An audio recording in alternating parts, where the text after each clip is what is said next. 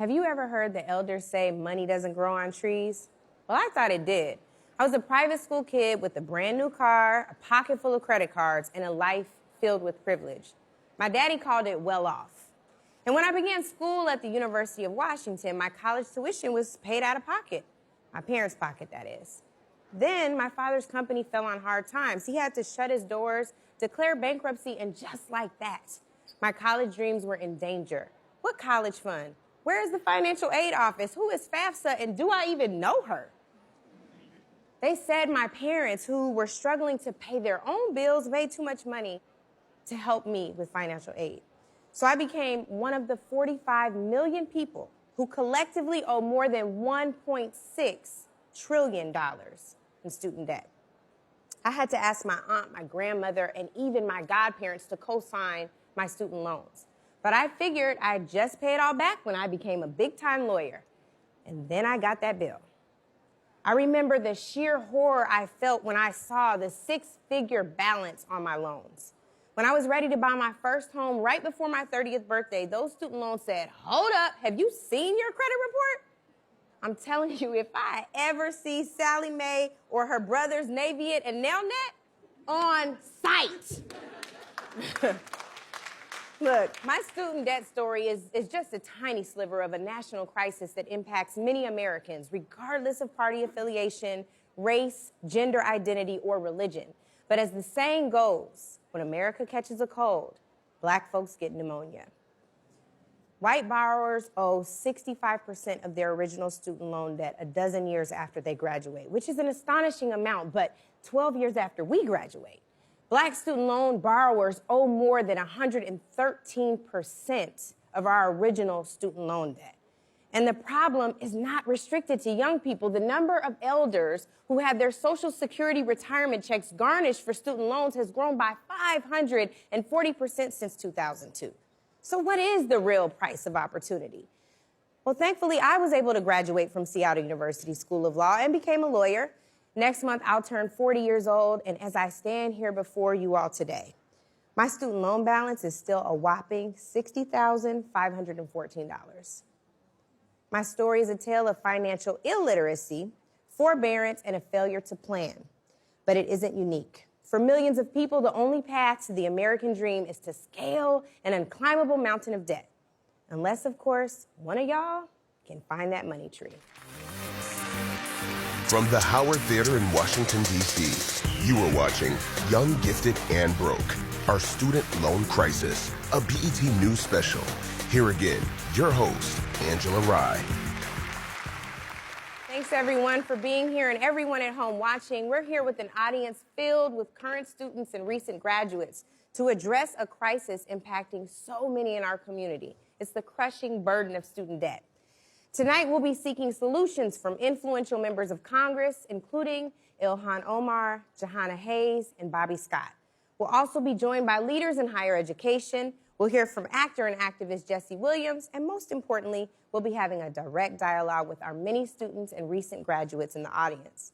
But I want to start first, not with a show of hands, but with a show of numbers.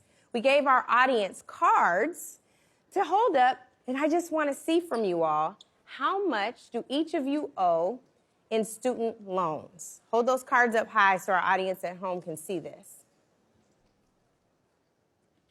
Wow. So we know these numbers are crazy, but what we also know is this is not surprising. And so at this point, I know we have two students here who have numbers that they didn't hold up, but you all have an astonishing amount of student loan debt. So first, actually with you, I want to start with you and just hear about your story and tell us your name and how much you owe. Hi, my name is Richelle Presime. I just graduated from George Washington University, and I now have $50,000 in student debt. Everyone I know is bogged down with student loans, and something that we ask ourselves all the time is how this student debt is going to affect whether or not we can afford certain life milestones, like buying a home, or even when choosing a partner. You know, we might have to ask ourselves, could we afford to get married, let alone have kids? Absolutely, absolutely. And Blake, you also have a story. How much do you owe in student loan debt? So hello, Angela. My name is Blake. I'm a recent graduate of North Carolina State University. I graduated in May, and now I am pursuing my master's in public policy, concentrating in campaigns and elections. And with that, I owe $40,000 in student debt. And basically, I'm an independent college student, so all of these loans and things are on me to pay back myself. And by independent, you mean your parents are not at all responsible? No, so I have to pay everything on my own. And so recently after school, I took a job in DC, working here full time. So living in a super expensive city and having to pay back all of these loans myself, I guess I just want to know, like, do you have any tips for financial stability and still pursuing my education? Well, we hope to get to some of these answers tonight and so many more. Of course, this crisis doesn't just impact current students and recent grads. Student loan debt follows folks long after they've graduated. Folks like Jasmine McDuffie, a nurse who still hasn't made a dent in her loan payments 9 years after graduating. Let's take a look. I've always done what I was supposed to do, follow the rules, go to school, get the job, so you can have a nice life. Okay, and we're off. Yeah. You can't drive, right. I went to one of the best colleges on earth, Spelman College, and unfortunately accumulated a lot of debt while there. My parents made too much money for government loans, so we were directed to the private loan sector. It has literally been a nightmare. I owe them $176,287.73. I have never shared that number with anyone because it is embarrassing. In 9 years, I've not missed a payment. I have variable interest private loans through Sallie Mae. I work 2 full-time nursing jobs. I'm a labor and delivery nurse at 2 separate hospitals. I'm just work, home, Parker, work, home. When I got married, there was really no verbal arrangement. This is my debt, and I was gonna pay it. That particular bill added a lot of financial stress to our marriage. I am not currently married anymore. I am making it happen, and I am doing it by myself financially. I have been a teacher, and I'm currently a nurse. Both of those areas of work afford people who've worked for X amount of years loan forgiveness. I am not able to receive that because I have private loans. It is the exact same loan company that other people are getting their loans forgiven through. Because of the word private, they're untouchable. You can't consolidate them. You can't send in income-based repayment documentation. I will be 63 when my last payment is made. I went to school for, to pay it back for the rest of my life? I can't get out of it. I don't know where to go for help. It is disheartening to know that the number is definitely gonna go up in December because I will then be out of interest-only payments. $1,800 a month is more than my current mortgage. If you're not in a place to get the full rides, the government funding, you are in a place to set yourself up for a trap. That burden, that stress, that emotion is real. I want to turn now to 2 people joining us who also know the issue of student debt all too well.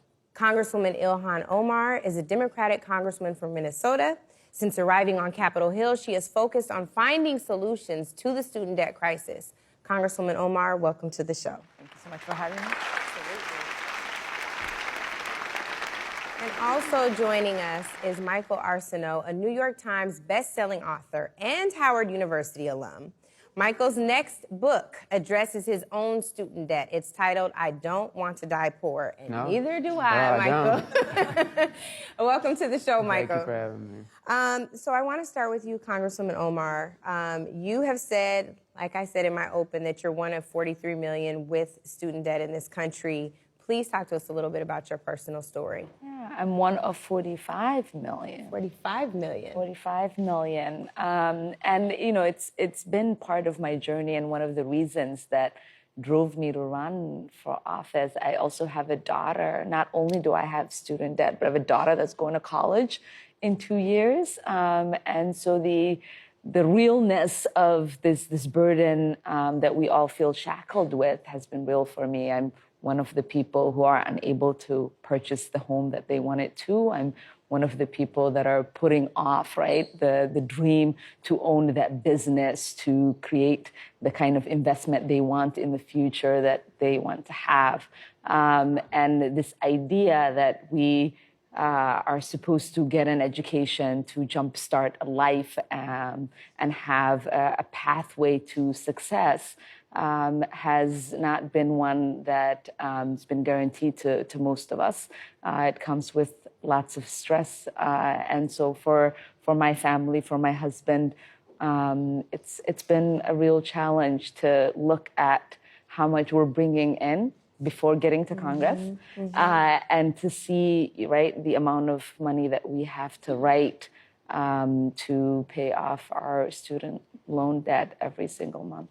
Yeah, and Michael, this is a story that you can relate to. You also have talked about the ways in which your family were enlisted in your higher education process.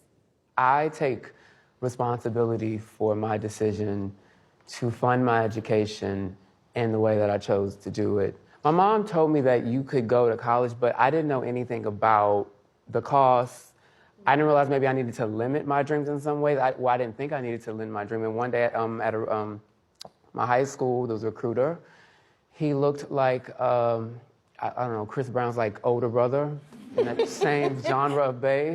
And so bad. Not a genre, babe. I might have been in denial, but I wasn't. I was tempted to talk to him. And honestly, he asked me specific questions. I've always been very specific about what I wanted to do with my life.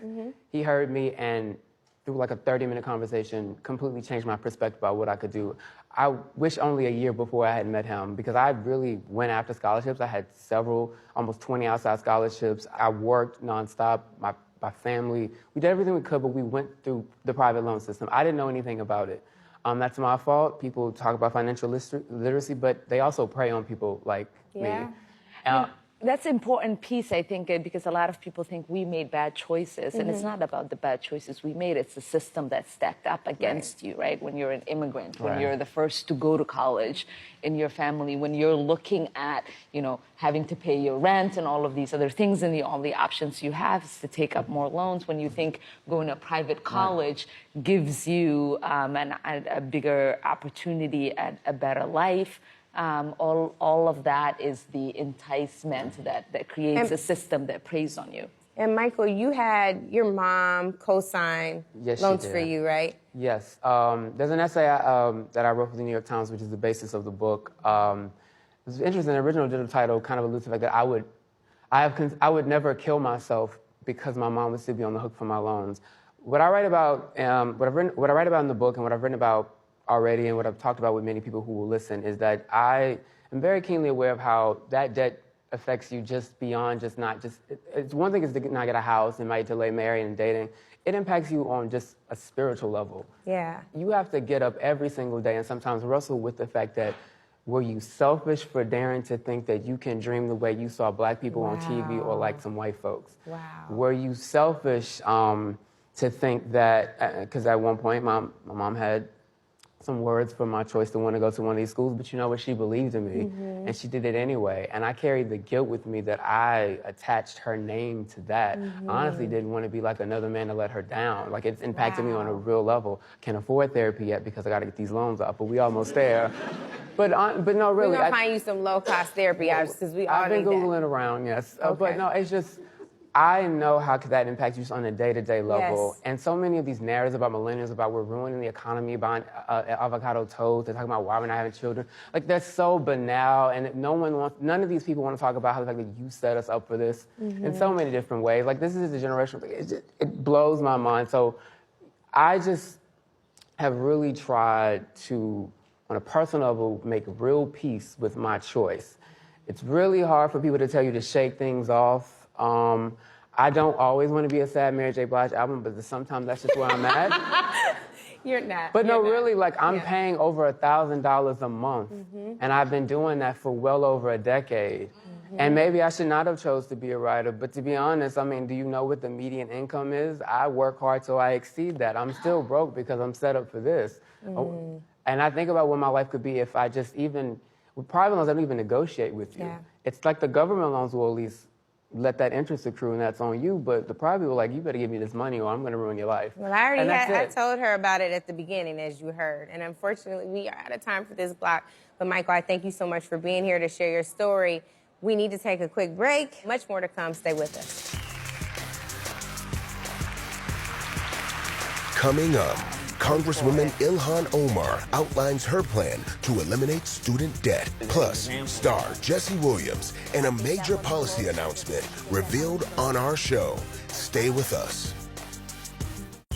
Welcome back to our BET News special, Young, Gifted, and Broke, our student loan crisis. Here again, your host, Angela Rye. Knowledge is power, and tonight we are talking about how student debt is threatening the financial health of an entire generation of Black students and their families.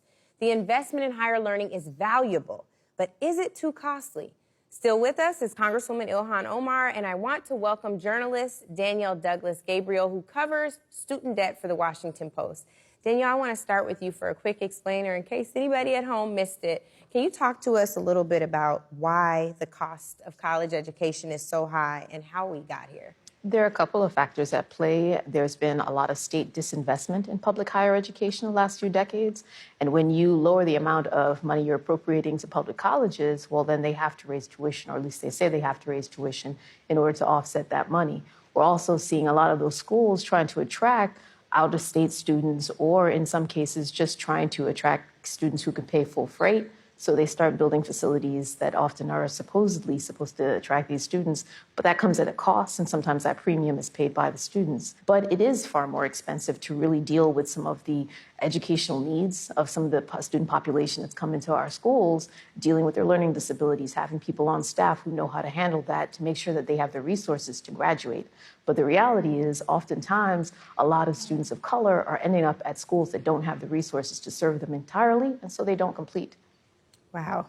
And Congresswoman Omar, you have introduced debt cancellation legislation. You have a very young district in Minnesota. You've talked about the importance of this issue to you personally. Talk about some of the pillars of this particular legislation and how it will work. Yeah, and as someone who's part of the debt generation, I wanted to make sure that we were creating a proposal that would alleviate the kind of stress that people are dealing with. So what we're proposing is a simple cancellation of all debt, public and private. So a simple cancellation of the $1.6 trillion. And the way that we will pay for it, in the next 10 years is to add a small financial transaction to speculators on Wall Street. We believe that we had the opportunity to bail out Wall Street, and now Wall Street gets the opportunity to bail out the American people.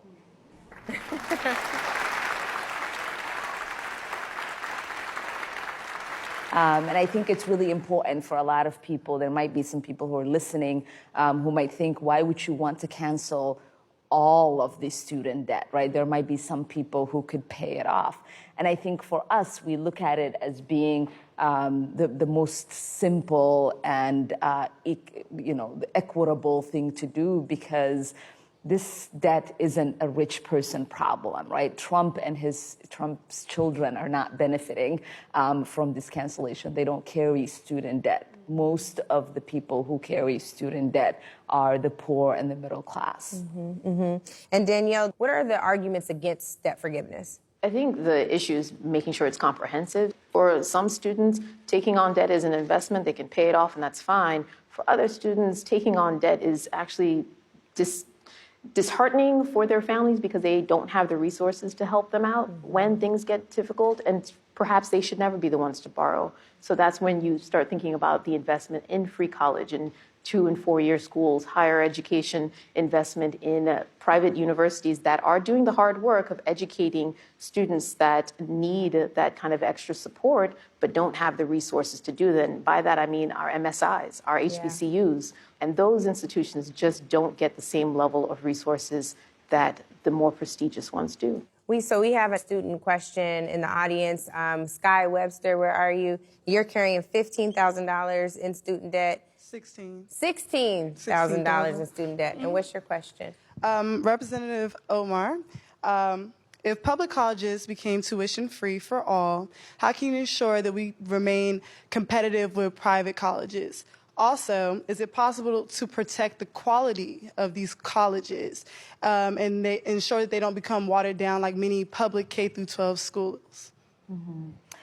We certainly, yeah, that's a really great question. And I think when we're looking at, right, all of these proposals, we have to make sure that we're putting protections in place so that 10 years from now, 20 years from now, we're not looking at a system that has now become inequitable for a lot of people. And so we want to make sure that when the investment is being created, that protection is in place. And I think the important piece to this is that there has to be a recognition that education is a public good. Right. Right? Education doesn't only benefit me as an individual, it benefits all of us. And so around the world, governments invest in education because they understand that's an investment in their country and that's an investment in their world. Now we need to have an understanding that higher ed is part of that basic education that people need in order to have that pathway to prosperity. Thank you, Congresswoman Omar, for joining us. Danielle Douglas-Gabriel is going to stay with us. Our BET Town Hall on the student debt crisis will continue after the break. My name's Gabby. For undergrad, I went to Northwestern University and grad school at DePaul University, and I have about $100,000 in debt. For me, debt sucks because I always subconsciously feel weighed down in every financial decision that I make. I also feel pressure to get a high-paying job instead of following my true passion, which is doing more grounded work, nonprofit work, education, and being able to help the community. I think if I was debt-free, I could move around life being more of my true self. You are watching Young, Gifted, and Broke, a BET News special. Here again, your host, Angela Rye. Welcome back. Washington Post journalist Danielle Douglas-Gabriel is still with us, and we are now joined by another rising star in Congress, Representative Jahana Hayes of Connecticut, who is a former school teacher and National Teacher of the Year. Welcome to the show. Thank you. Thank you for having me. Absolutely. So I want to focus this part of our show on two terms we hear all the time: predatory lending and for-profit colleges. Danielle, let me first start with you. What do those two terms mean, and why should we be paying attention to them? Predatory lending, very broadly, means there are certain lenders out there that will kind of saddle you with onerous terms, high interest rates for debt that they know that you probably can't afford to repay.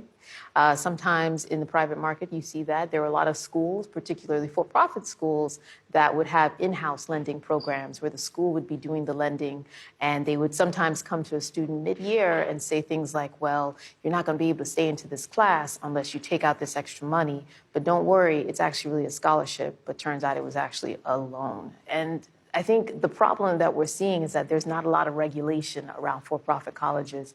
There used to be.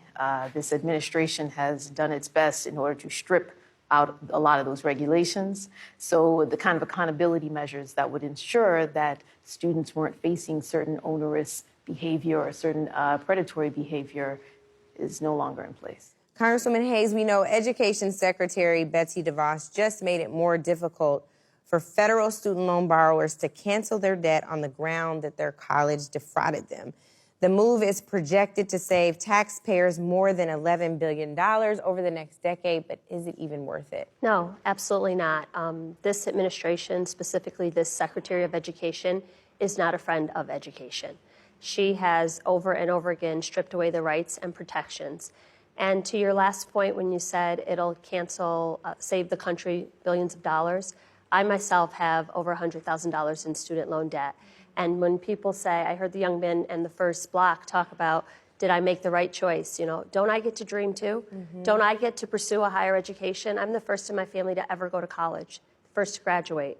Went to a community college, four-year institution, and then in order to be a teacher, had to pursue a master's degree. But this idea that only certain schools are reserved for certain people, don't I get to dream? There's a responsibility of our Education Secretary and our Department of Education to protect the student. Where does that happen? And this administration is not doing that. Well, speaking of leaders, absolutely, yeah. Speaking of leaders who will protect students and graduates, from that, you have a policy announcement that you want to make on the show. What is that announcement? Yes, the Pell Grant Restoration Act. Currently, schools that have been found to defraud students, there is some debt relief that you can apply for and be eligible for. But even if the loan is forgiven, you don't get your Pell Grant eligibility restored. Right now, you only have 12 full-time semesters of Pell Grant eligibility. So if you've spent 6 of them at a predatory school, even if the loan is forgiven, you've lost 6 full-time semesters of eligibility. I think that once the loan is forgiven, you should get that eligibility back. Because all I want is a chance. Just the same level playing field as everyone else. That's amazing.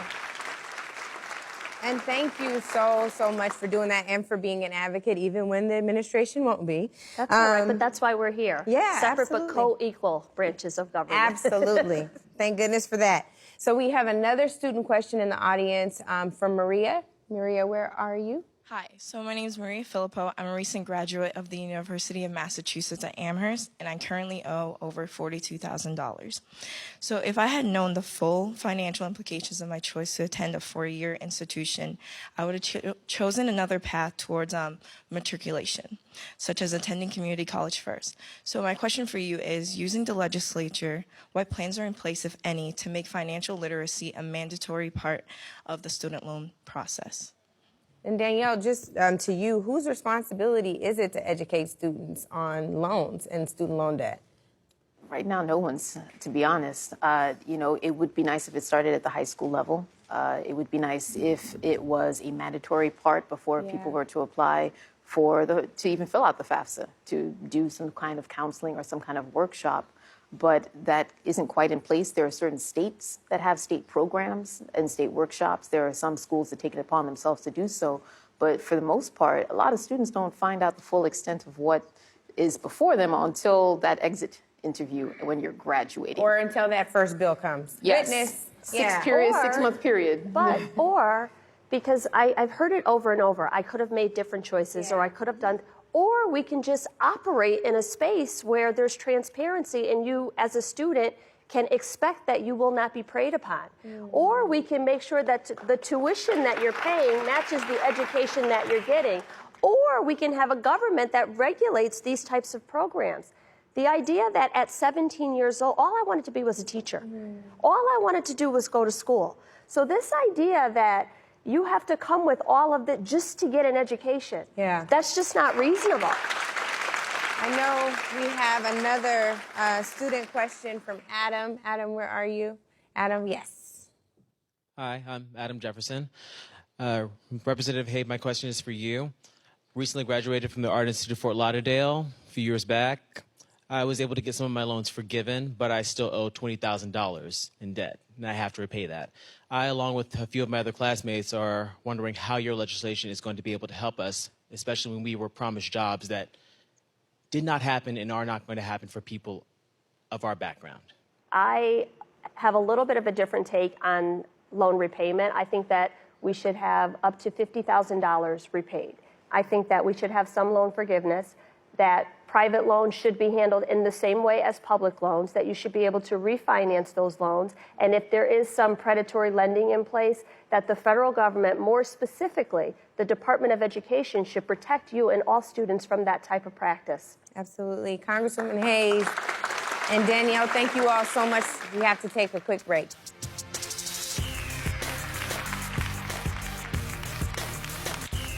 Welcome back to our BET News special, Young, Gifted, and Broke, our student loan crisis. Here again, your host, Angela Rye.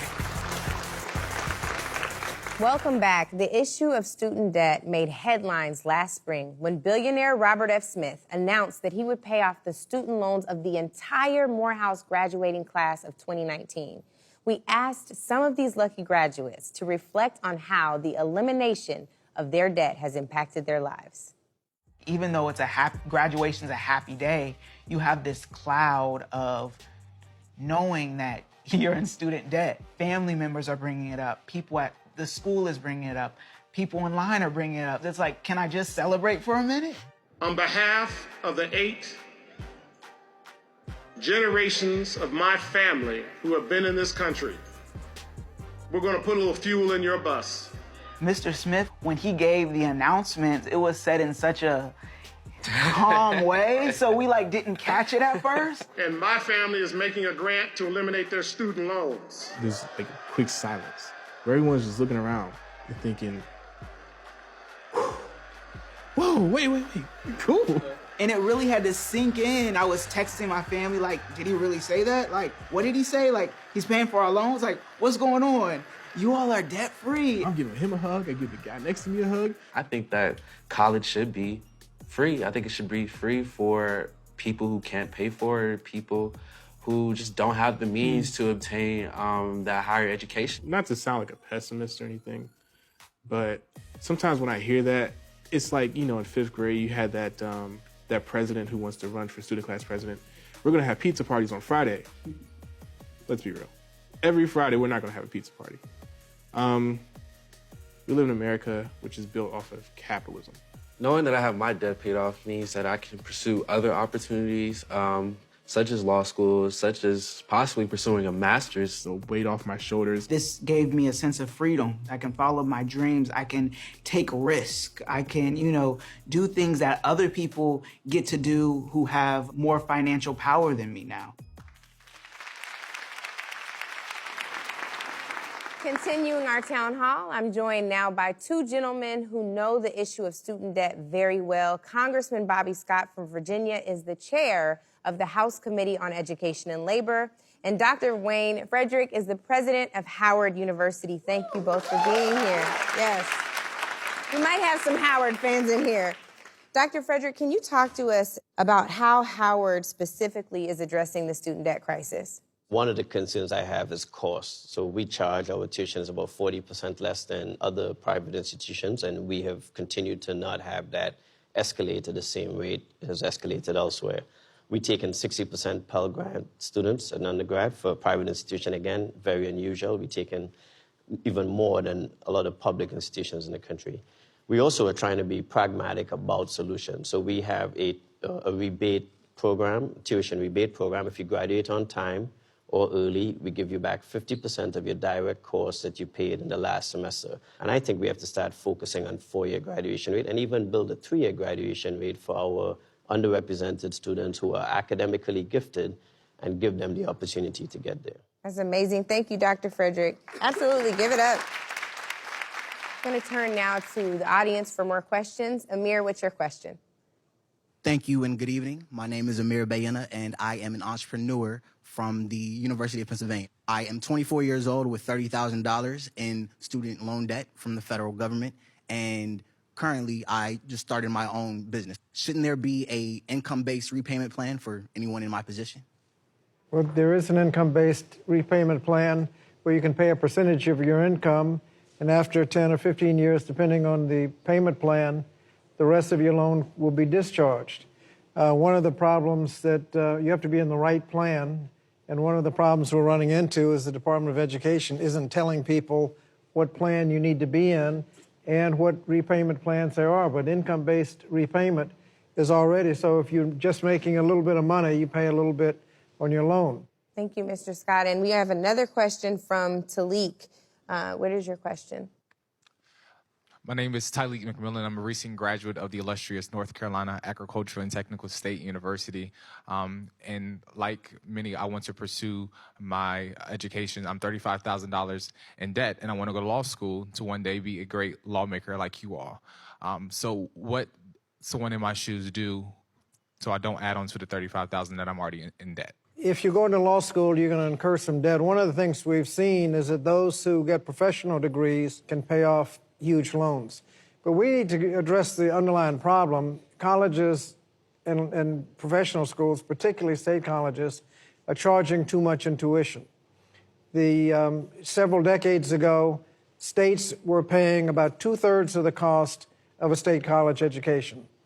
Student responsible for 1/3. Now the states are only putting up 1/3 and often less than that. We need to get the states, coerce the states into getting back up to 2/3, so it's more affordable. Pell Grants need to be significantly increased. When Pell Grants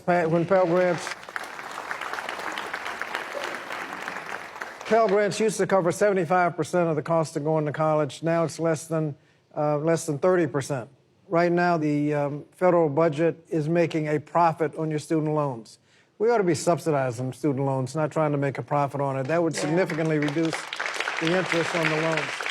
Congressman Scott and Dr. Frederick, thank you so much for joining us. One last commercial break, and when we come back, actor Jesse Williams and author Jessica Brown will share advice for students looking to find ways to pay for college. Stay with us.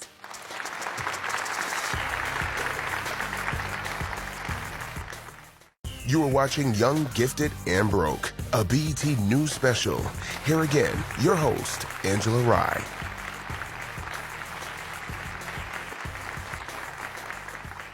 So often, students applying for college don't know where to get information about all the scholarships out there.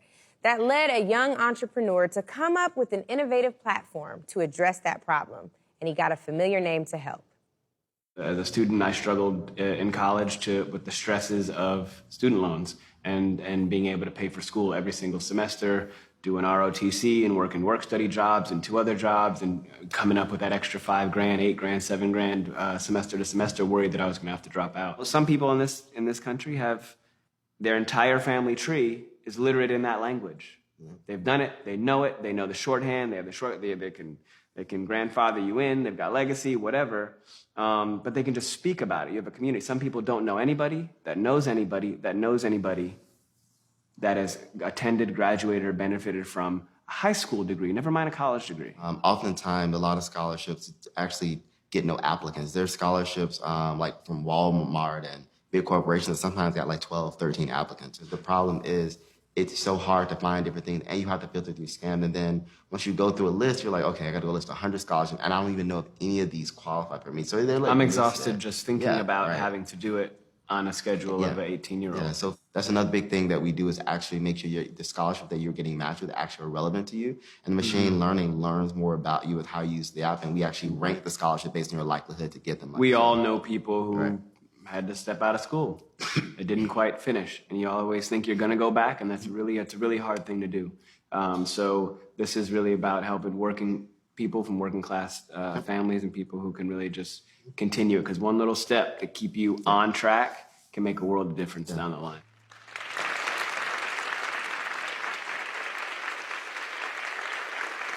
Scholarly is just one of many resources available to help, and here to share more tips on how to manage student loans is Jessica Brown. She's the founder of the website collegegirl.com. Welcome and thank you for being here. Thank you for having me. So just talk to us about 3 of your top 3 tips to help students that are struggling and weighed down in student loan debt right now. Well, number one is researching scholarships, as over $100 million annually in scholarship money goes unclaimed. So students need to stop scrolling and start doing more research to begin to find resources that will help pay for their college tuition. Additionally, following up with the financial aid office to confirm they've received your official documentation as well as your scholarship information. And sitting with financial aid and building a relationship will allow them to help you understand the true cost of college so you can understand alternative payment methods. Additionally, borrowing what you need and not what you want, as so many students are overborrowing in student loans that lead to an access of a refund. So it's so important for students to make sure that they're only borrowing for direct costs. That's super important, Jessica, and I totally understand it. I wish that I would have had a Jessica while I was in college. Thank you so much for being here with us. For more tips, please go to BET.com. The stories you've heard tonight are not isolated anecdotes. They are real-life stories that represent millions of real people drowning in student loan debt. My advice based on my own experience is just like Jessica said, borrow what you need, not what you want. This will help you better manage your overall student loan debt. And reach out to every local, state, and national elected official and tell them they have to make a choice. That choice is, if we can bail out big banks, we can certainly bail out the people. For too long, we've accepted that's just the way it is. But when we all use our voices, change happens. We've heard practical solutions and policy proposals that could give us some very much needed relief. We have the opportunity to change a system that is so often stacked against us. Go to BET.com/YoungGiftedBroke and research where the presidential candidates stand on the student debt crisis. I'm Angela Rye. For all of us at BET, thanks for watching.